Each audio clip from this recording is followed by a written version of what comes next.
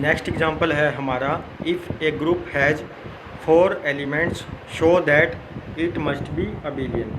तो ग्रुप में कितने एलिमेंट है हमारे पास? 4 एलिमेंट है और हमें क्या प्रूव करना है कि ग्रुप क्या होगा? अबिलियन होगा। ठीक है, तो ग्रुप में मेरे पास कितने एलिमेंट हैं? 4 एलिमेंट है। तो let G equal to E A B C be A group of order 4 such that E is the identity element. E is the identity element और आइडेंटिटी हमने पता है कि यूनिक होती है ग्रुप की। अब देखो, क्योंकि आइडेंटिटी का इन्वर्स किसके बराबर होएगा? आइडेंटिटी के बराबर। तो एक एलिमेंट ऐसा मिल गया मेरे पास जो क्या है? सेल्फ इन्वर्स है। एक एलिमेंट ऐसा है जी में जो कौन क्या है? सेल्फ इन्वर्स है और वो कौन है? आइडेंटिटी। अब बाकी बचे मेरे पास 3 एलिमेंट A B और C। तो अब 3 एलिमेंट हैं तो एक एलिमेंट ऐसा और मिलेगा जो कौन होगा? खुद का इन्वर्स। तो मैंने सपोज कर लिया A is also an element of G such that A inverse is equal to A। A inverse is equal to A।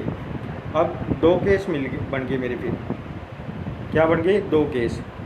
अब मेरे पास एक तो आइडेंटिटी सेल्फ इन्वर्स है और एक मैंने सपोज कर रखा है कि ए भी सेल्फ इन्वर्स है। ठीक है, तो अब पहला केस क्या आता है कि बी भी सेल्फ इन्वर्स है और सी भी सेल्फ इन्वर्स है। ठीक है, अब ग्रुप के सारे एलिमेंट क्या हो गए? सेल्फ इन्वर्स या every element of G has its own inverse. और पीछे हमने एग्जांपल पढ़ा था कि अगर ग्रुप के every element of G has its own inverse तो जी क्या होता है? हमारा अबिलियन ग्रुप होता है। ठीक है, तो फर्स्ट केस में हमने क्या प्रूव कर दिया कि जी क्या होगा? मेरा अबिलियन ग्रुप होगा। जी क्या होगा? अबिलियन ग्रुप होगा। अब सेकंड केस देखो, सेकंड केस क्या कहता है? When B inverse equal to C and C inverse equal to B. यानी बी का इन्वर्स कौन है? सी, और सी का इन्वर्स कौन होगा? बी होगा। ठीक है, अब देखो, क्योंकि बी का इन्वर्स कौन है? सी, तो B C equal to identity या C B equal to identity. क्यों? क्योंकि सी का इन्वर्स कौन है? बी। और हमारी एजम्पशन क्या है? A inverse equal to A, that is A is self inverse. ठीक है, तो pre multiply by A both sides, तो ये क्या बना देगा? A square equal to identity. अब क्योंकि जी क्या है? मेरा ग्रुप, और ए बी कहाँ से हैं? जी से हैं, तो ए बी भी कहाँ आना चाहिए? जी में आना चाहिए। ए बी भी कहाँ आना चाहिए? जी में आना चाहिए। तो ए बी किसके बराबर होगा? या तो आइडेंटिटी के, या ए के, या बी के, या सी के। क्योंकि मेरे पास टोटल कितने एलिमेंट है ग्रुप में? 4 एलिमेंट हैं, और ए और बी अगर जी से बिलोंग करते हैं तो ए बी भी कहाँ पे आएगा? जी में आएगा। तो ए बी के पास 4 चॉइस हैं अब कि ए बी किसके बराबर हो सकता है? ई के बराबर भी, या ए के बराबर, या बी के बराबर, या सी के बराबर। ठीक है, अब फर्स्ट केस देखो, फर्स्ट केस में क्या है? अगर ए बी मेरा क्या है? आइडेंटिटी के बराबर, तो यहाँ से क्या आ गया? ए का इन्वर्स कौन है? बी। लेकिन हमने क्या एज्यूम किया हुआ है कि ए क्या है? सेल्फ इन्वर्स है, तो ये ट्रू नहीं हुआ। ठीक है, अब second case, if A B equal to A, if A B equal to A, तो लेफ़्ट कैंसिलेशन लॉ हमने पढ़ा था, तो वहाँ से क्या आ जाएगा? B equal to identity. लेकिन बी आइडेंटिटी नहीं है। अगर बी आइडेंटिटी हो गया तो ग्रुप में कितने एलिमेंट हो गए? 3 ही हुए, तो ये भी पॉसिबल नहीं है। फिर third possibility, if A B equal to B. Third possibility क्या है? A B equal to B. तो राइट कैंसिलेशन लॉ क्या कहता था कि ए किसके बराबर आ जाएगा? ई के बराबर। लेकिन अगर ए आइडेंटिटी के बराबर हो गया तो फिर से ग्रुप में कितने एलिमेंट हो गए? 3 ही हुए। ठीक है, तो ये केस भी ट्रू नहीं है। फिर लास्ट केस बच गया हमारा ए बी इक्वल टू सी। तो ए बी किसके बराबर आएगा? सी के बराबर। इसी तरह हम क्या प्रूव कर सकते हैं कि बी ए किसके बराबर आएगा? सी के, और ए सी और सी ए किसके बराबर आ जाएंगे? बी के बराबर आ जाएंगे। फिर हमने क्या ड्रॉ कर ली? कंपोजिशन टेबल ड्रॉ कर ली। ठीक है, कैसे बनाते हैं composition table? Row wise element लिख देंगे E A B C, column wise लिख देंगे ई ए बी सी। यहाँ पे बाइनरी ऑपरेशन हमारा क्या है? मल्टीप्लिकेशन। ठीक है, तो E into E E, E into A, E into B, B E into C, C, ऐसे करके हम ये कंपोजिशन टेबल ड्रॉ कर लेंगे। ठीक है, अब देखो, since the elements in each row the composition table are distinct. क्यों? अगर सेम हो गए तो फिर वही ग्रुप में 4 एलिमेंट हैं, अगर एक भी सेम हो गया तो 4 से कम हो जाएंगे, लेकिन हमें क्या गिवन है कि ग्रुप में 4 एलिमेंट है। तो यहाँ से देखो अब 2 एलिमेंट बच गए, बी स्क्वायर और एक सी स्क्वायर। तो बी स्क्वायर किसके बराबर होना चाहिए? फिर ए के, और सी स्क्वायर भी ए के बराबर होना चाहिए। और देखो फर्स्ट रो हमारी क्या है? E A B C. First column क्या है? E A B C. Second row क्या है? ए ई सी बी। सेकेंड कॉलम है ए ई सी बी। थर्ड रो है बी सी, बी स्क्वायर अभी बताया, ए ई, और third column B C A E. और fourth row C B E, C square A के बराबर है, तो ये फोर्थ कॉलम होगी, फोर्थ रो होगी सी बी ई ए, और फोर्थ कॉलम होगी सी बी ई ए।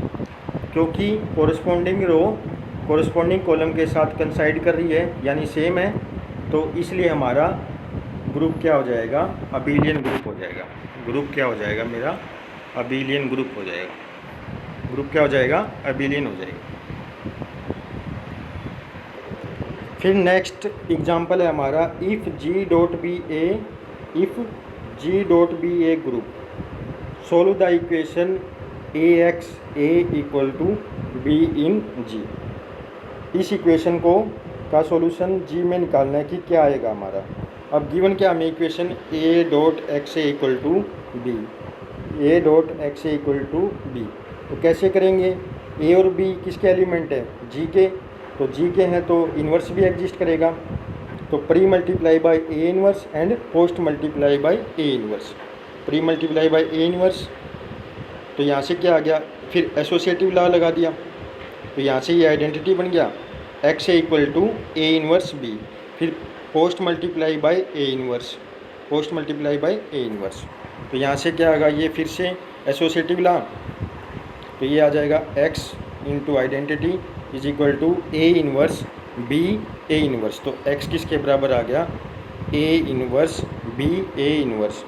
अब क्योंकि ए बी कहाँ से हैं? जी से, तो ए का इन्वर्स ए इन्वर्स वो भी जी में होगा, बी जी में है और ए इन्वर्स फिर से जी में है, तो एक्स इसका सॉल्यूशन कहाँ पे है? जी में है। एक्स इसका सॉल्यूशन कहाँ पे है? फिर नेक्स्ट हमारी डेफिनेशन है order of an element of a group. अभी हमने ग्रुप का ऑर्डर पढ़ा था कि ग्रुप का ऑर्डर क्या होता है। अगर ग्रुप फाइनाइट है तो उसका ऑर्डर क्या होगा? उसमें नंबर्स ऑफ एलिमेंट कितने हैं वो उसका ऑर्डर हो जाएगा। अगर नंबर्स ऑफ एलिमेंट इनफाइनाइट है तो उसको हम क्या बोल देंगे? ग्रुप का ऑर्डर क्या है? इनफाइनाइट। तो let ji be A group with identity element E, G be A group with identity element ई।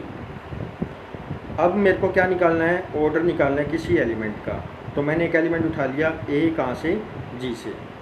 फिर ये कहता है कि if there exist a least positive integer m such that a की पावर m किसके बराबर आ जाए? e के बराबर, then m is called order of element a and we write order of a equal to m। अब देखो order of any element क्या होगा? एक एलिमेंट मैंने जी से उठा लिया, ए कहाँ से उठा लिया? जी से उठा लिया, ठीक है। अगर मेरे को ऐसा इंटीजर मिल जाता है कि a की पावर m करने पर e आ जाए, और m क्या है? Least positive integer. m क्या है? Least positive integer. तो m को मैं क्या बोल दूंगा? Order of element a। और कैसे नोट करेंगे? Order a is equal to m, order a is equal to m।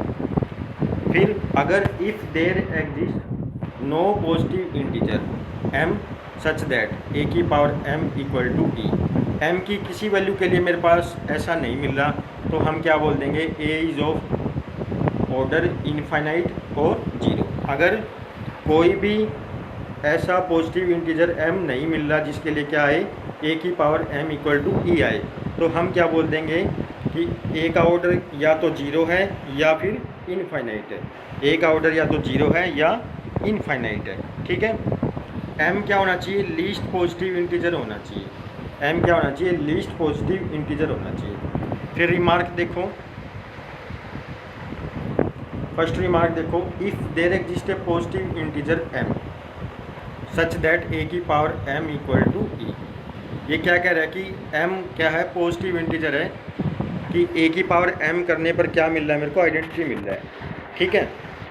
लेकिन ऑर्डर क्या होता है, लीस्ट, तो इसलिए order of A is less than equal to M. Order of A is less than equal to M, क्योंकि A का order M से बड़ा नहीं हो पाएगा। क्योंकि हम क्या निकालते हैं, ऑर्डर ऑफ एलिमेंट में क्या करते हैं, एक लीस्ट पॉजिटिव इंटीजर ढूंढते हैं, लीस्ट पॉजिटिव इंटीजर ढूंढते हैं। लेकिन ये क्या बोल रहा है कि there exist a positive integer m, यहाँ लिस्ट नहीं है, तो इसलिए ऑर्डर ऑफ ए क्या आएगा, less than equal to m आएगा। Order of A is less than equal to m. फिर देखो, if m is the least positive integer such that a की power m equal to identity, then order of a equal to m. ये definition है हमारी order की, ठीक है। Next remark देखो, अब in any group the identity element is the only element of order 1। अब ई की पावर कितनी करूं कि ई ही मिले मेरे को, तो वो 1 है। तो आइडेंटिटी का ऑर्डर कितना होता है, हमेशा 1 ही होएगा। आइडेंटिटी एलिमेंट का ऑर्डर क्या होएगा, 1 होएगा। थर्ड रिमार्क देखो, if order of a belongs to g is 2, if order of a belongs to g is 2, then a equal to a inverse. A का ऑर्डर कितना दिया इसने, 2 दिया, तो ए की पावर 2 करने पर मेरे को क्या मिल जाएगा, आइडेंटिटी मिल जाएगा, pre multiply by a inverse, तो ये आ गया a is equal to a inverse. और यही हमारा क्या है, थर्ड रिमार्क। अगर ए का ऑर्डर कितना है 2, तो वो एलिमेंट क्या होगा, मेरा सेल्फ इनवर्स होएगा। क्या होएगा, सेल्फ इनवर्स होएगा। फर्स्ट थ्योरम देखो, द ऑर्डर, फर्स्ट थ्योरम देखो, the order of every element of a finite group is finite and is less than और equal to the order of group. Group हमें क्या दे रखा है, फाइनाइट ग्रुप है, तो उसका ऑर्डर भी क्या होगा, एलिमेंट का फाइनाइट ही होगा। और लेस देन होगा किसके, लेस देन होगा या इक्वल टू होगा ग्रुप के ऑर्डर के। ये हमें प्रूव करना है, ठीक है। तो देखो, let ji be a finite group and a be any element of g. A मैंने कहाँ से उठा लिया, जी से उठा लिया। अब ए जी में है तो ए की सारी powers, A square, A cube up to so on, ये सारे कहाँ होंगे, जी में होंगे।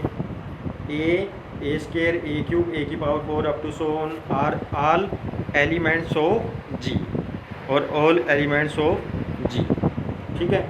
अब क्योंकि नंबर ऑफ एलिमेंट जी में कितने हैं, फाइनाइट, नंबर्स ऑफ एलिमेंट कितने हैं जी में, फाइनाइट, तो ये जो प्रोसेस है ए स्केयर, ए क्यूब, ये कहीं ना कहीं जाके क्या होगी, स्टॉप होएगी, या फिर ये सारे डिस्टिंक्ट नहीं होंगे। क्यों, अगर सारे डिस्टिंक्ट होंगे तो ये फाइनाइट नहीं है, इसका मतलब इन्फिनिट तक चला जाएगा। इसलिए एक प्रोसेस के बाद ये क्या होंगे, इक्वल स्टार्ट हो जाएंगे। तो वो मैंने मान लिया, लेट ए की पावर m1 इक्वल टू ए की power m2 where m1 is greater than m2। देखो, थ्योरम में हमें क्या प्रूव करना है कि order of every element of a finite group is finite and is less than equal to the order of the group. तो वो element हमने ए उठा रखा है, आर्बिट्रेरी। अब क्योंकि जी ग्रुप है और ग्रुप कैसा है, फाइनाइट है, और ए मैंने कोई एलिमेंट उठा लिया, तो ए स्केयर, ए क्यूब, A4, ये सारे एलिमेंट किस में होंगे, जी में होंगे। और नंबर्स ऑफ एलिमेंट कितने हैं जी में, फाइनाइट, तो ये सारे डिस्टिंक्ट नहीं होंगे। एक प्रोसेस, एक टाइम के बाद ये क्या करेंगे, वापस फिर से मेरे को वही मिलने स्टार्ट हो जाएंगे। तो वो मैंने नंबर मान लिया ए की पावर m1 इक्वल टू ए की power m2 where m1 is greater than m2, m1 is greater than m2। ठीक है, तो अब इसको मैं ऐसे लिख सकता हूँ ए की power m1 minus m2 is equal to ए की पावर 0। तो ए की पावर 0 कितना होता है, आइडेंटिटी। ठीक है, तो ए की पावर m1 माइनस का m2 equal to E.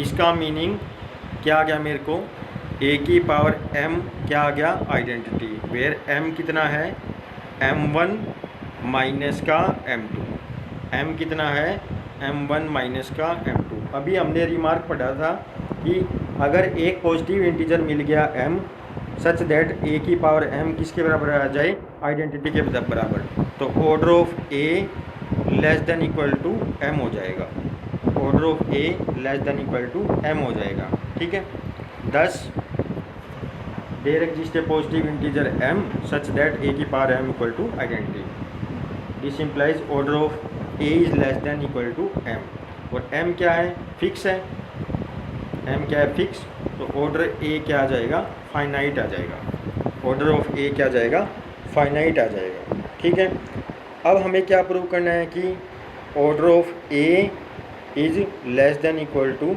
Order of g, order of a is less than equal to order of g।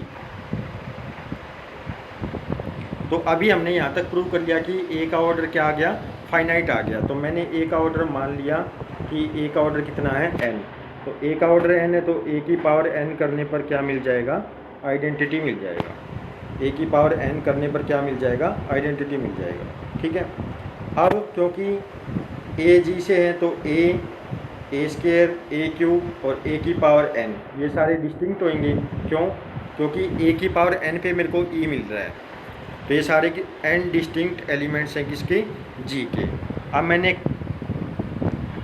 Contrary suppose कर लिया कि a का ऑर्डर g से बड़ा है, a का ऑर्डर g से बड़ा है। ठीक है, a का ऑर्डर g से बड़ा है, तो order a greater than order g, और a का ऑर्डर हमने कितना लेके चले हैं, n, तो n किससे बड़ा है, g के ऑर्डर से।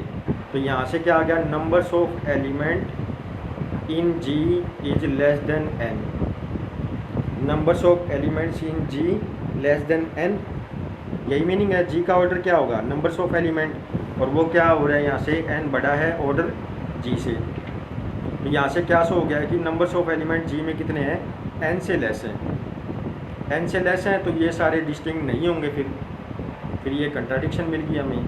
तो इसलिए हमारी जो सपोजिशन की थी कि a का ऑर्डर g से ज़्यादा है, वो क्या है, कंट्राडिक्ट है। तो हमारी सपोजिशन जो है, हमने मानना था कि a का ऑर्डर g से ज़्यादा है, तो वो क्या आ गई, रॉन्ग आ गई हमारी सपोजिशन। तो इसलिए order of a is less than equal to order of g। फिर नेक्स्ट थ्योरम देखो, the order of an element of a group is same that of its inverse, यानी a का ऑर्डर और उसके इनवर्स का order, order of a and order of a inverse same होना चाहिए।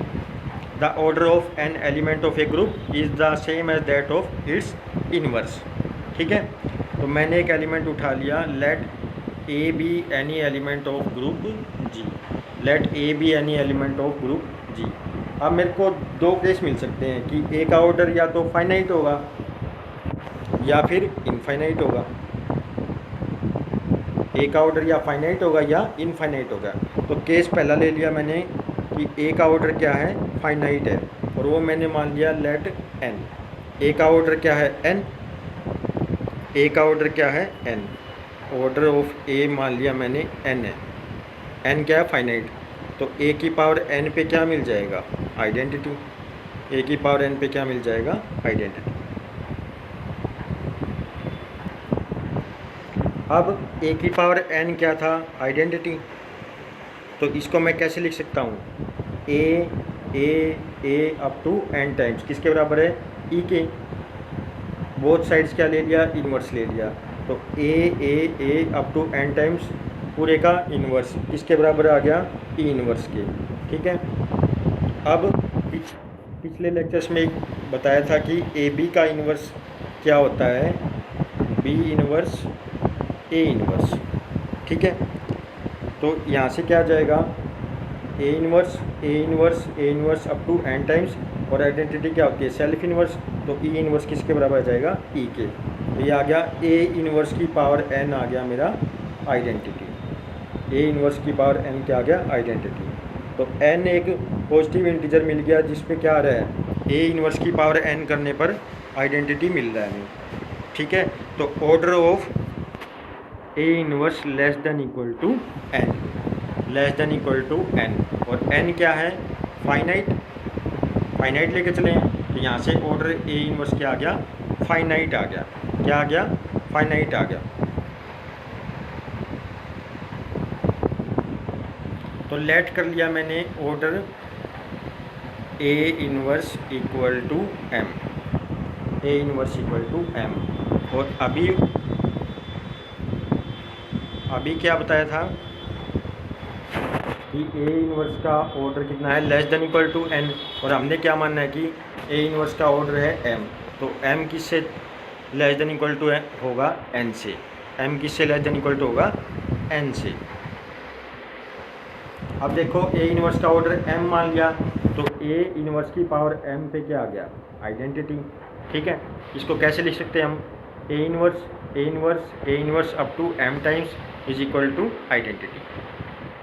तो नेक्स्ट में क्या ले लिया, दोनों साइड्स इन्वर्स ले लिया।